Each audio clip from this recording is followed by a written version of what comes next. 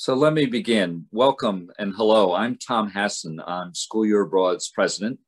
Delighted that you're with us today, and those who will be listening to this after the fact. So welcome one and all. As I was thinking about some remarks today, I thought back that 1970 was the first Earth Day, and during the 1970 year was also the first year of coeducation of SYA. And today we kind of blend the two. We've got a mother-daughter alumni group who are going to be our panelists, and their topic is going to be planetary health. And so can't wait to hear all about that. And in a minute, I'm going to introduce Peter Kirby, who's going to be the moderator of today's panel, who in turn introduce our panelists. But before I do that, let me just say thank you. Thank you one and all. It's been quite a challenging year for SYA, and people have stepped up in so many amazing ways to help us through these challenging times. First of all, we had a wonderful session last week on the SYA Community Day, and that was a day that we could share about ourselves, and our community came together to support us. And so if you haven't had a chance to view that webinar that we did at Town Hall, please do. I was joined by our three RDs, resident directors, and also a co-chair of our capital campaign. And in fact, SYA is in its first ever comprehensive capital campaign. So thanks to all of you who have supported that campaign or who will as we head into the final months of that. I also want to say a special thank you to our faculty across the ocean who since December have been working really hard together to prepare for next year for our students. And they also are a chance to host language classes for our alums and friends of SYA. Hope that you've had a chance to participate, and if not, keep an eye out for more invitations to do so. And also they have worked on a whole host of professional development opportunities, including actually teaching students back in America at our sending school. So it's been quite several months, and excited, and I can't wait to get students. And on that issue, let me just say how elated we are that we're going to have a robust group of students headed over to SYA in the fall. And I can't thank enough our admissions team that pivoted. They could not get into high schools to talk about SYA this year, but they did an amazing job spreading the word, and with great results. So we're all very, very excited about the coming months. So today what I want to do is I'm pleased to introduce trustee of SYA, Peter Kirby. He's France class of 1979. He's a former strategy consultant and executive who actually was inspired by his own young children to leave IBM, and actually has shifted his work to combat the climate crisis. He's a board chair of the Climate X Change, which is a nonprofit focused on addressing the climate crisis through policy at the state and the local level. And can't wait to hear a little bit more about your work, Peter. And he's lived in the US and Europe and Japan, where actually in Japan, he was the first non-Japanese to lead the IBM Japan business unit. And he managed the IBM Global Business Services in Japan. He's now working on investments in alternative energy, and is a board member of Plaxel, a New York manufacturing real estate company. And he was appointed to the SYA board in July of 2020, sorry. we want you that long, Peter, don't worry. Peter actually attended as a junior from Phillips Exeter, then went on to SYA in France, and then went on to earn his bachelor's degree from Harvard and his MBA from the UVA's Darden School. And in addition to a fluent French speaker, he also speaks and writes Japanese. And today he'll speak to you in English. So Peter, thank you, welcome. Thanks, Tom. I wouldn't say my French is fluent these days, but I can get by if I get there, which I'd like to do. But my daughter was supposed to go to SYA summer program in France and actually stay with my French brother as a homestay. And unfortunately, that fell through due to COVID. So And now she's on to studying Japanese. So today I'm excited to be here to introduce our two panelists who happen to be related. So we have Lora Fleming, who is Spain 73 and Italy parent 06. She's the director of European Center for Environment and Human Health and chair of Oceans Epidemiology and Human Health at the University of Exeter Medical School. Dr. and Professor Fleming is a board certified occupational and environmental health physician and epidemiologist with over 30 years of experience and expertise in environment and occupational exposures and human health research and training. She's involved in research and training in the new meta-discipline of oceans and human health. She's the recipient of the 2013 Edouard Delcroix Prize and the 2015 Brune Medal of the International Oceanographic Commission for her research and other activities on oceans and human health. And Lora attended SYA as a junior from Milton, received her bachelor's from Harvard, a master's of science from Imperial College, her MD and Masters of Public Health from Harvard, and a PhD in Occupational and Environmental Epidemiology from Yale. So she comes to us with plenty of credentials to speak on this topic. But we also want to hear more broadly about sort of the family connections here, because we have Aleja, who is, Aleja Ortiz is Italy 06. And she is a coastal geomorphologist interested in understanding the primary processes driving coastal evolution over the next century. And she's an assistant professor of geology at Colby College and uses a mix of numeric modeling, remote sensing, physical modeling, and site-specific field work to understand what our coastlines will look like in the next 1,000 years. Leija was interviewed for an article titled "A Brighter Future for Coral Reef Islands" that appeared in EOS, a source of news and science for the American Geophysical Union. And this, among climate articles, is a rarity in that it actually was reporting on new research that is positive, that shows that low-lying coral reef islands may be more resilient to rising ocean levels than previously thought. Usually they come back and everything just gets worse and worse until we fix this. Aleja attended SYA as a senior from the Ransom Everglades School. And I'm going to ask that question later about senior versus junior. Received her bachelor's from Wellesley College, a master's from MIT, and a research doctorate from MIT and the Woods Hole Oceanographic Institution.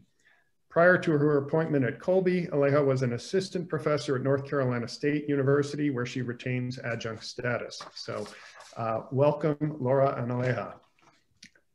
It's great to have you here. Thank you very much.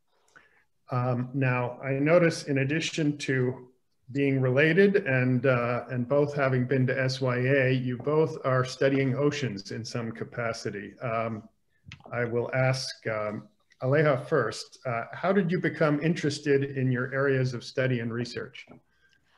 I was very lucky in growing up that I've lived most of my life within a block or two of the ocean. So I grew up in Miami, Florida, and both my parents were involved in ocean-related research. So a lot of our activities were snorkeling or kayaking or kind of doing things in and around the water. And I think that was kind of always just a great focus, an area of interest of mine. And then in college, I was studying geology as a major, mostly because it meant I got to go outside on fun field trips. And it wasn't until my sophomore year that I took a course and I was like, oh, this is really cool. I could study this. And it was a course focused on marshes. And most people, when they hear geology, think about rocks. And that wasn't really an area of interest of mine, and still isn't, to be fair. But there's this other aspect of earth sciences where we do what's called surface processes and kind of trying to understand what's happening on the Earth's surface. And so I like to do the intersection of the ocean and the land and do coastal research, which means I get to do a little bit of both. And so that's kind of how I got into it. And clearly there was some influence both in location and just occupation from your parents. And, oh, yes. Lora, how did you get into studying your area? I should mention that Aleja's father is a marine biologist, and I'm a physician and epidemiologist. And I got into it partially because I grew up sailing near the water, was really lucky to have, I was very privileged background in terms of growing up near the water, spending summers in Duxbury, Mass, things like that. And Aleja's father and I moved to Miami, and I was situated in the medical school and the public health school inland, but Miami had this really quite remarkable marine center, marine school. And so I was brought in to, I don't know, I was sort of the strange interdisciplinary person from the medical school. And I ended up actually having a joint appointment in both the marine and medical schools, to everyone's amazement. And then that evolved into this area of oceans and human health for a variety of somewhat political, but also scientific reasons. So I approach it very differently from Aleja. I approach the oceans in terms of how they can affect human health and how the health of the ocean is important to our health and well-being. And I've always said that Aleja's major rebellion was that she eschewed biology and human health and became a geologist. Very good. So Lora, if when you consider there is this crossover between environment and epidemiology and human health, what kind of connections or parallels do you see between climate change and the current pandemic and what's happening? I mean, this is a very facetious statement, but thank you, pandemic, because for the last 30 years, I and many of my colleagues, I'm sure you as well, Peter, have been trying to get people's attention to the fact that climate and other environmental change, it's not just climate change, is really affecting our health. And that also that our actions are causing a lot of the climate and other environmental change.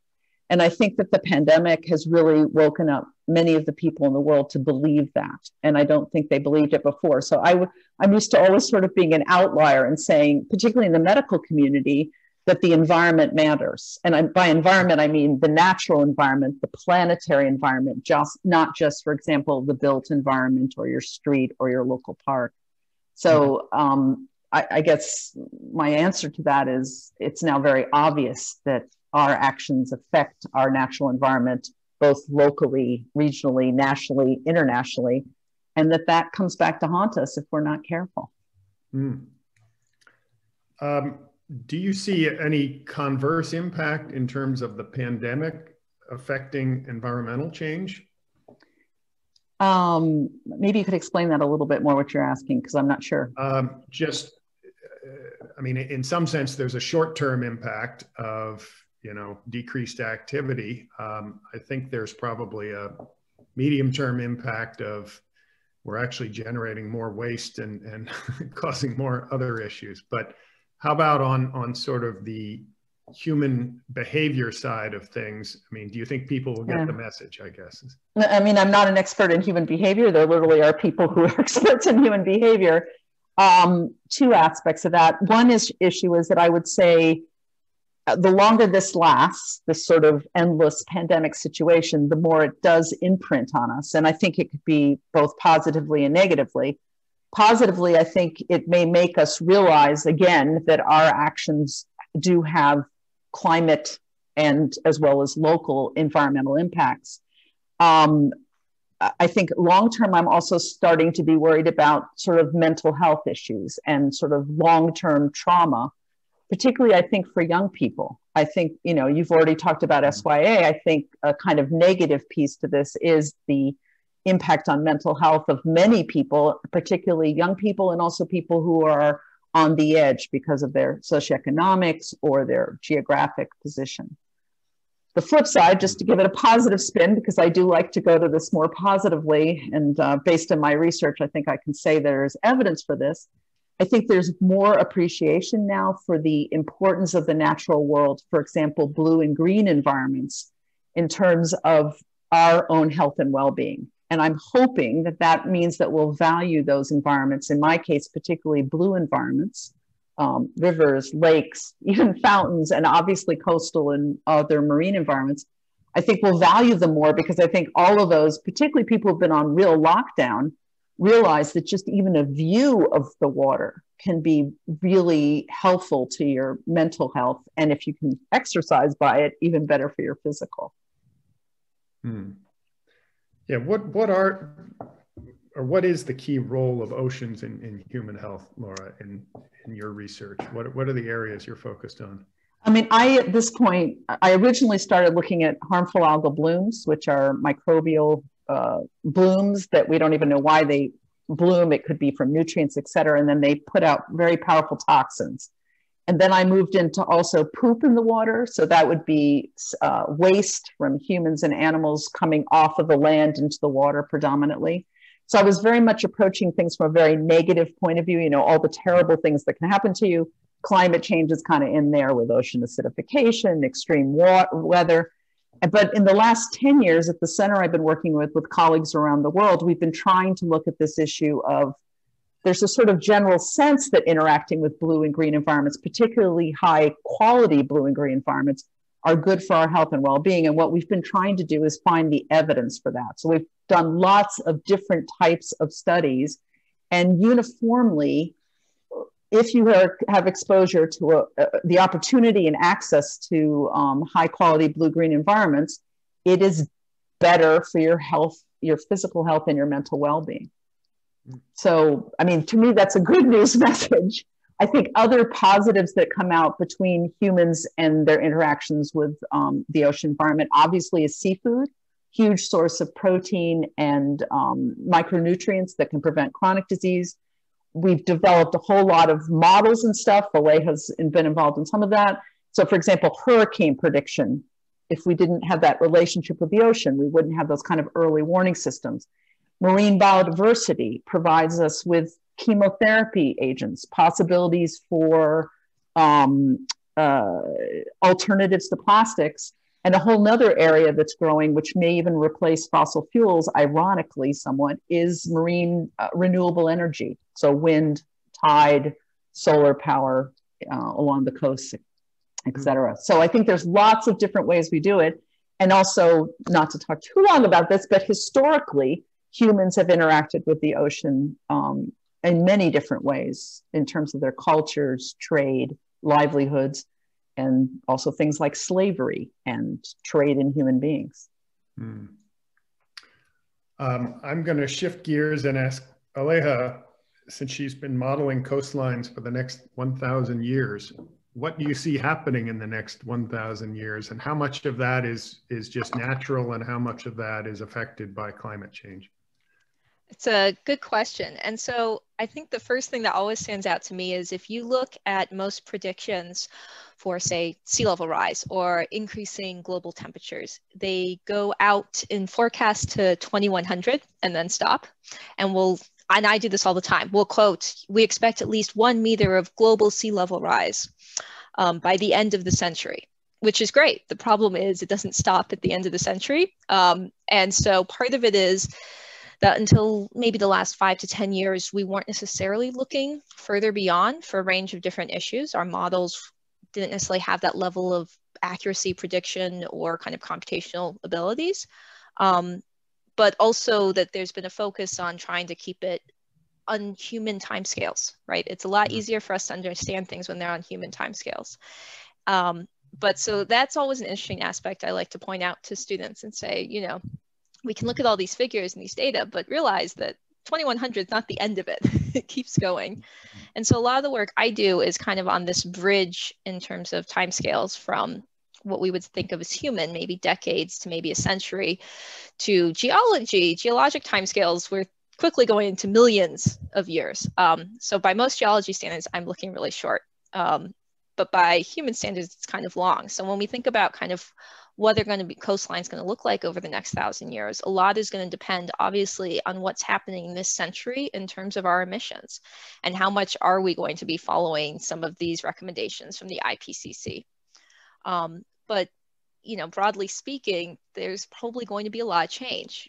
When we think about our current coastlines, they've evolved under relatively low rates of sea level rise. So the key thing is in about the last 6,000 years, we've had maybe 1 to 4 meters of sea level rise on average globally. So it's pretty low rates.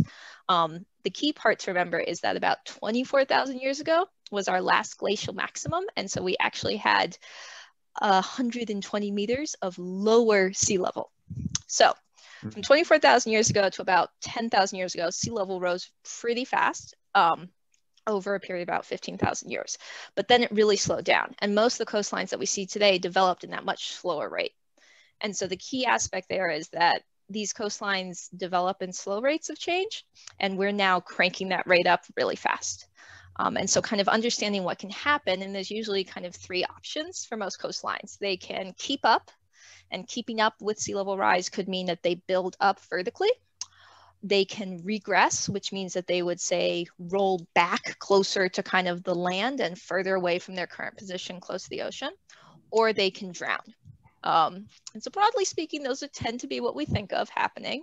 And a lot of what's going to happen for a particular coastline is going to depend on a mix of what have humans done to those coastlines, what amount of sediment, what sand, gravel, mud is available, because that's the key way that we tend to build up or go back.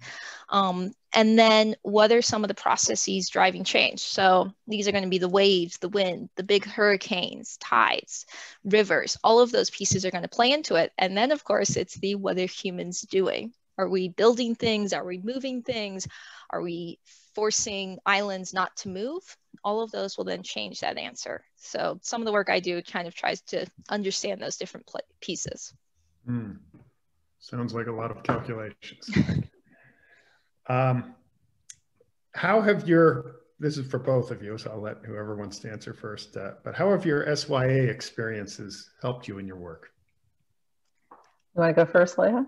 Sure. So behind me, I have a picture of the last time I got to do a big fieldwork expedition, which was in French Polynesia. And it was gorgeous, as you might expect, but most people speak French. And while I do Latin and Spanish and Italian, French is not one of my languages, though it is a Romance language.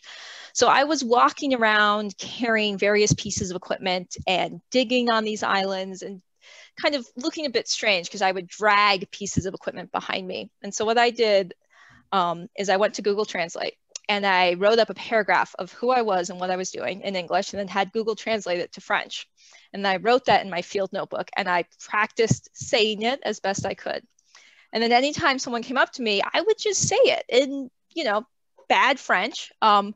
But luckily everyone was incredibly friendly and very nice. And sometimes they would actually think I could speak better French than I could as a result. And then I pull out my dictionary, and if worst case scenario, I'd ask them to write it. Because if they wrote the word, thanks to Latin and Spanish and Italian, I could usually figure out what they meant. But that was definitely due to SYA. So being able to kind of get around on my own in a country I don't speak the language in, and have no problem with making an utter fool of myself in a new language. How about you, Lora? A little longer, since I've lived a little longer. I did my residency in the Bronx during the beginning of the AIDS epidemic and crack epidemic. It was a fascinating experience. And I would say that most of my patients were Spanish speaking. So it was a huge boon for me. When we moved to Miami, obviously a lot of Spanish speaking there. And I also did work in South America, predominantly in Central America. And the fact that I was a Spanish speaking, or at least bilingual at that time, physician, epidemiologist, researcher was incredibly helpful. And then when I moved to the UK, I've done a lot of work in Europe, including in Spain. But I would say, kind of going back to what Leija said, I think part of it also is a sort of assurance or adaptability, resilience that I feel like, at least in Romance languages, and I have had a different experience going to Japan, for example, or other places, but I feel like I can figure it out. I can go someplace and I can handle it, and I can communicate, and it's going to be okay. And also I think, particularly when the whole concept of Europe per se is something that I've embraced ever since I lived in Spain, even though it was during the time of Franco, seeing the EU and over the past couple of years, and of course the tragedy, in my personal opinion, of Brexit, you know, the idea of the EU, I think, is something that is very much within the purview of SYA and what you learn. In terms of sort of the SYA experience, do you see any cultural differences in the approach to environmental or climate change work in your fields, depending on, you know, where someone is from or which university you're working with? I'll throw that out to both of you. Go for it, Leija. Yes. There was a fascinating figure I saw just the other day that the IPCC, which is the UN governmental body focused on understanding climate change, it's the Intergovernmental Panel on Climate Change. And they put out kind of these large reports every 6 to 7 years. That's kind of the general scientific consensus on what's happening with climate change and mitigation efforts, things like that. And they had a figure that was showing the number of publications related to climate change by country. And kind of where is thinking about the research happening, and what there is this huge area of bias that we can get with large amounts of research happening in certain countries and not in others, even though the countries that may be considered most vulnerable tend to be the ones that may have some of the least amount of active research going on internally. And so this is kind of an area where there's more and more awareness, especially over the last couple of years, I think, from scientists on the geoscience side, as well as others, are thinking about inclusivity and including that perspective and not always siloing it to the US or Western Europe. Mm-hmm. And just a sort of counterpoint, there was some really interesting information which I use with my students in talking about climate change after the Paris climate talks several years ago. And they actually polled different countries as to how much their populations believed in climate change. And interestingly enough, a lot of the lower and middle income countries were much more embracing of climate change, particularly compared to the US at that time, which I thought was fascinating. And the other thing I noticed, so I think it's a difference also in terms of the scientific abilities, which I think are growing. And as Leija said, it's important to have research represented from those countries. But I think there may be a greater understanding, particularly in the tropical area, because so many of them are sort of ground zero for climate change, for example, Bangladesh. But I'm also right now involved in a wonderful project called the Blue Communities Project, and it's in 4 Southeast Asian countries. And in terms of a different view of science and climate change, a lot of our partners there, for example, one of my partners, Professor Lota Creencia in Philippines, works very closely with her local populations. And her parents were fishermen from the local population. And so her science is just really intertwined with what's happening on the ground, much more than mine, for example. And they know that climate change is happening because they're seeing it right in front of them, as well as things like less fish, more pollution, impacts of things like tourism and industry. And to me, there's an immediacy there that is really admirable and something that I love working with. That's interesting to hear, but also sad to see that, you know, those people are so, you know, immediately affected and impacted by it, and yet there isn't enough research happening there. Have you ever worked together on a project, or is there an intersection between your areas of research, whether it's sort of geological or more epidemiological? Well, as a child, I could argue slave labor happened. I did help on a number of her beach studies, the one she was talking about with poop in the water. I helped run overnight sampling. We had to sample every hour. So I remember spending like from 6 p.m. to 5 a.m. on the beach when I was about 15 or so. But no, since high school, I don't think I've ever worked with you on a project. Yeah, she also got into a pool of water because we were with a bunch of other people, because we were looking at how much bacteria, including antimicrobial resistant bacteria, come off your body in terms of its impact. So then we put these people in the water, and then we took them out and measured the bacteria and stuff in the water. And Leija was one of those people, one of several. So I can't blame her for what came off, not specifically. But I was thinking about this, and the last time I think we worked on a project was the science project in 6th grade. That's true. My science project. Yes. I think probably there's a reason why we haven't worked since then. In terms of overlap, we do have things, you know, a lot of the stuff that I do, the initial focus can tend to be to think about the natural environment and natural processes driving environmental change. But the reality is humans have actually been a bigger driver of Earth surface change for the last 20 years now than all the natural processes combined. So ignoring kind of the human aspect and what humans are doing to the environment, and then of course the corollary feedback of what the environment is doing to humans, it leaves out a significant portion of what is actually happening in that system.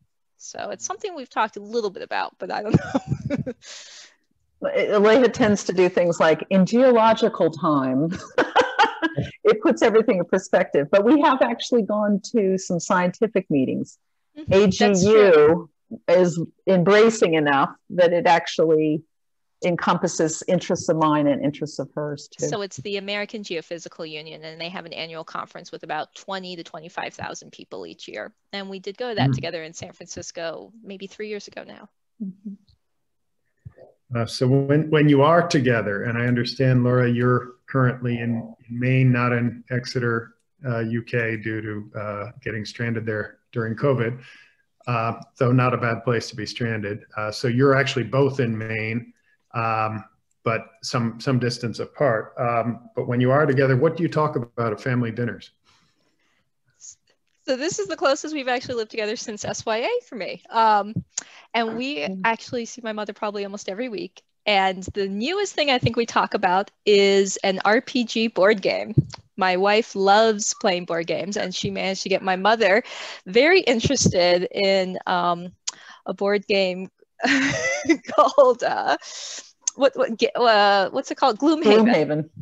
And so that's something that's become new. But otherwise, we tend to talk about our pets. She has one of our dogs, and job stuff, kind of dealing with people and applying for grants. Another thing that we've talked about for a while now is sort of the creation of tiny homes. And Aleja and Lynn, her wife, built a tiny home, and I'm possibly doing it too. And it's sort of an interesting puzzle, you know, how to do it as green as possible. So they're trying to live as close off grid as possible. Oh, that's that could be the subject of another talk. Let's see. I wanted to come back to the SYA question. Lora, you went your junior or 11th grade year, and Aleja, you went senior year. And how did you choose those, and what were the pluses and minuses there? I'll start with this because I think I tried to influence Aleja on this one. So I went as a junior. I was a very young junior. I was 15 when I went, and I was very homesick.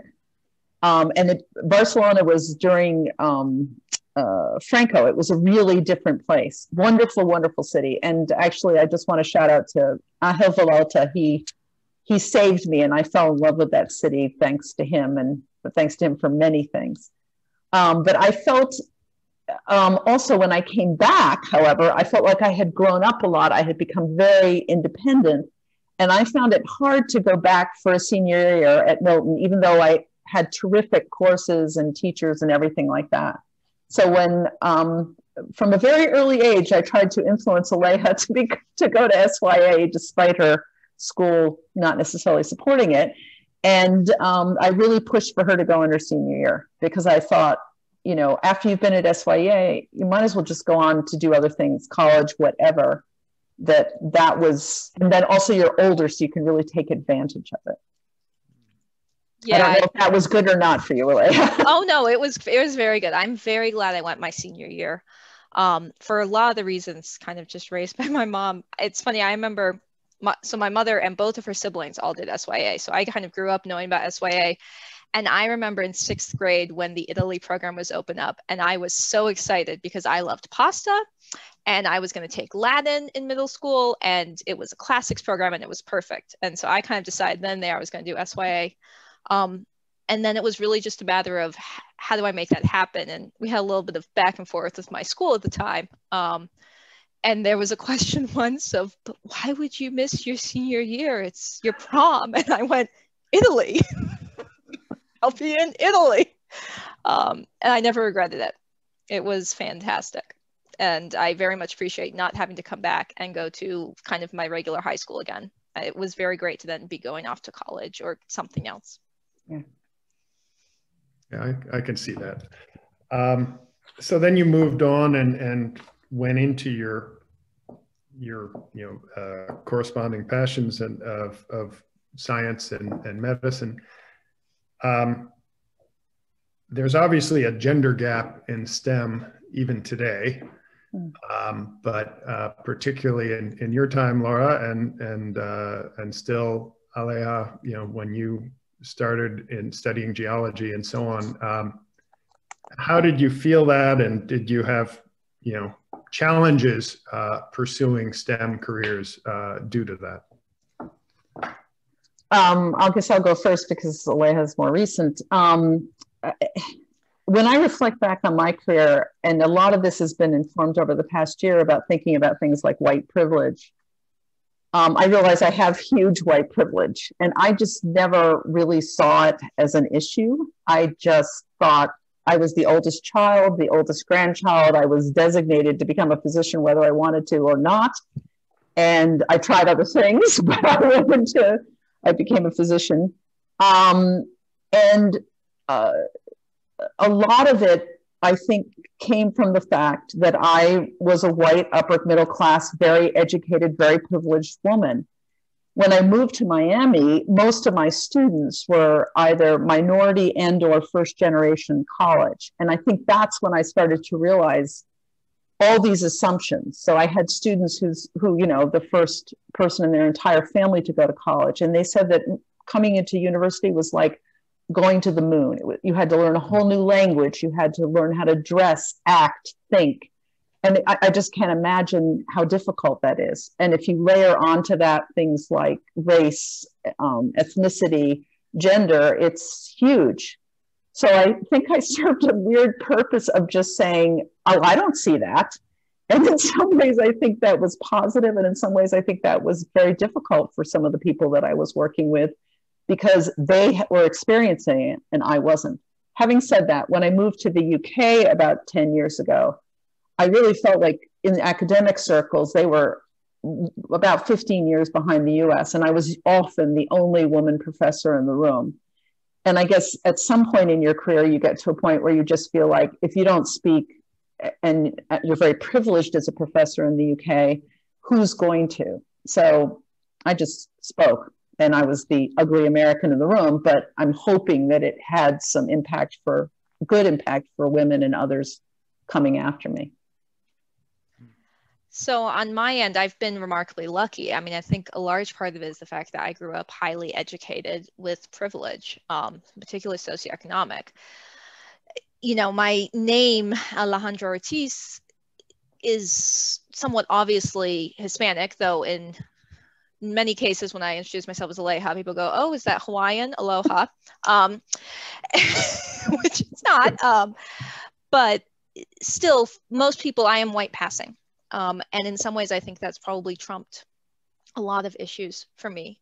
And one of the reasons I chose the college I did was Wellesley College was because it was going to be, I knew the one time in my life that I would be in STEM courses and, I wouldn't be one of a couple of women. It would be filled with other women. And that was something that I really appreciated. And, it was a great education for a number of different reasons.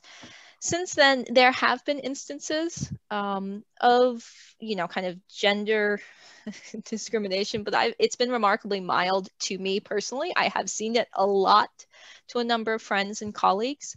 And I don't know if the reason I've had less of it is because I miss it or because I am highly privileged, right? I am a child of academics. I grew up working in labs since 10th grade every summer. I know academia very well. And so in comparison to a lot of people, there is a huge amount of privilege just from that piece. And so it's kind of hard to untangle. But yeah, there are major gender gaps. Geosciences is one of the better sciences in that we maybe have 25% women, which in small departments like mine may mean that there's only one woman. But one of the reasons I actually was very excited about my job at Colby College is that 3 out of the 5 faculty are women, and 2 out of the 5 are not heterosexual. And let me tell you, that's even smaller percentage. How do you coach your students on dealing with that, you know, being a minority in STEM and getting through their careers? It's tough. One of the things I've done when I have kind of active students, like this past summer, is we'll have weekly lab meetings and we'll rotate who leads them. And so last summer, the first lab meeting we had was relatively recent after the George Floyd death, and there was a paper that had come out about racism in geosciences. So we took some of the Harvard online implicit bias tests. We read that paper and then we discussed it. You know, it was 2 white male students and myself. And I think I have the benefit of working with undergrads is that there actually is a lot of hope, I think, in general, on recognition of kind of a lot of these issues and openly talking about it a lot more, I think, than even 10 or 15 years ago. But it is something that I try and make sure to talk about, as uncomfortable as it can be at points, and that we'll bring up in different ways. And as I said, historically, I think I was completely oblivious.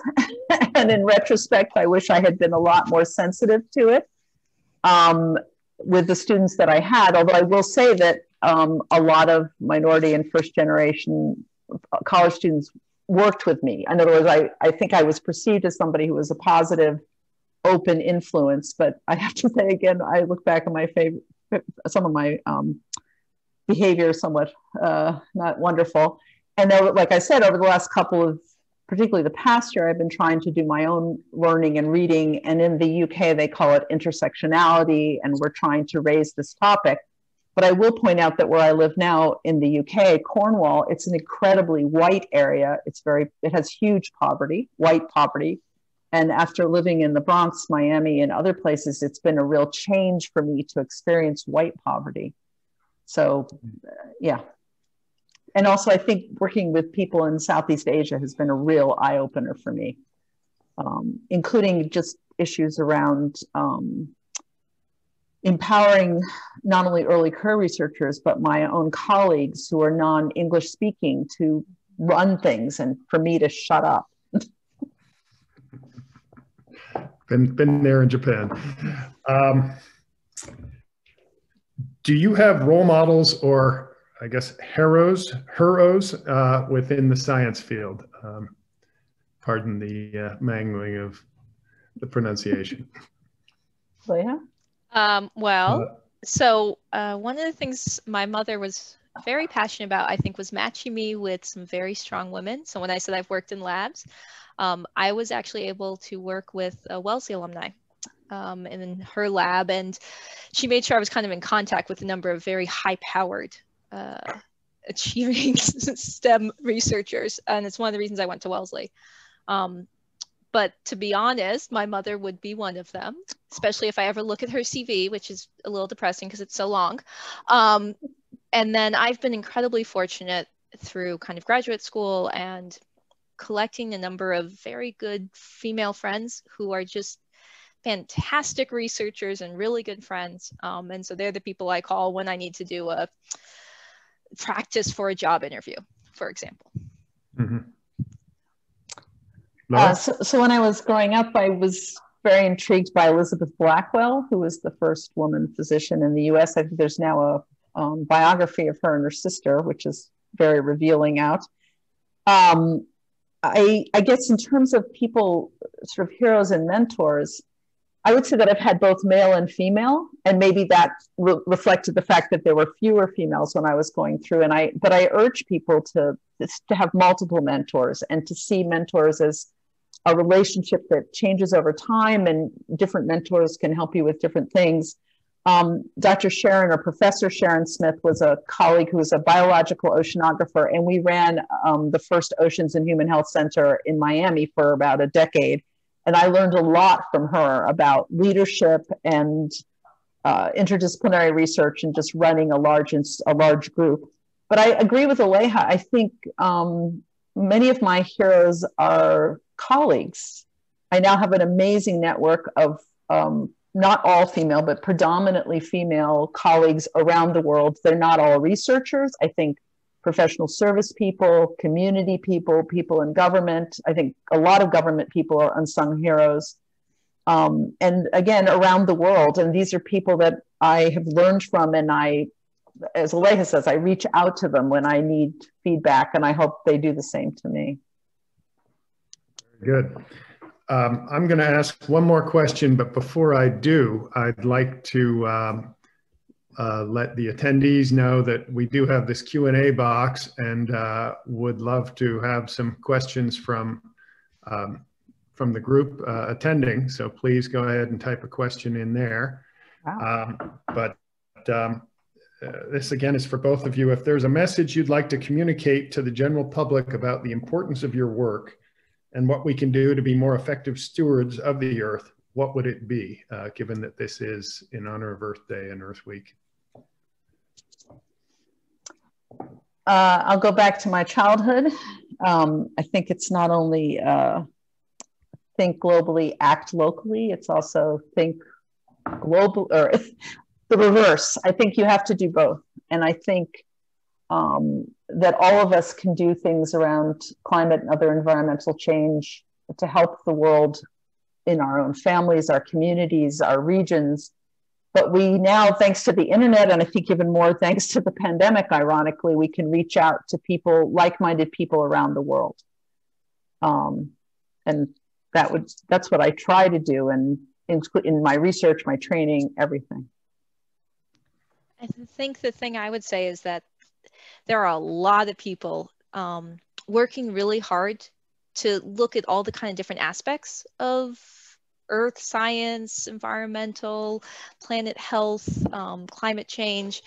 And there's a lot of good stuff out there. And so I'd say, read about it. There are ranges of different options. There's these great podcasts, for example, NPR has like shortwave and stuff. And there's a lot of people who are really passionate and have put in a lot of time and effort into their area. And so I think one of the things you can do is self-educate with that.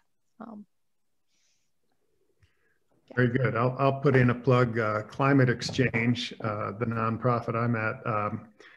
We have a series of podcasts called Cooler Earth. I don't think we've made a new one too recently, but we've done a whole series of like profiles and interviews with people in the climate movement, varying from sort of indigenous climate leaders to people like Bill McKibben, who founded 350.org. And so Cooler Earth podcast would be one to take a look at. We have one question so far from Patrick Scanlon. And the question is, well, first he's thanking both of you for engagement on this issue. But the question is, what are your respective levels of optimism or pessimism about climate change and its effect on future generations, whether for the next 100 or next 1,000 years? So maybe we'll have Lora take 100 years. I'll take 1,000 years. I'm 64. Maybe I'll take 10 to 20. I used to be much more pessimistic. I have to say that over the past couple of years, particularly with watching what youth movements can do in terms of raising both awareness and the bar and demanding both, not only in climate change, but in other things like Black Lives Now. I'm much more optimistic than I used to be in terms of us being able to do something about it.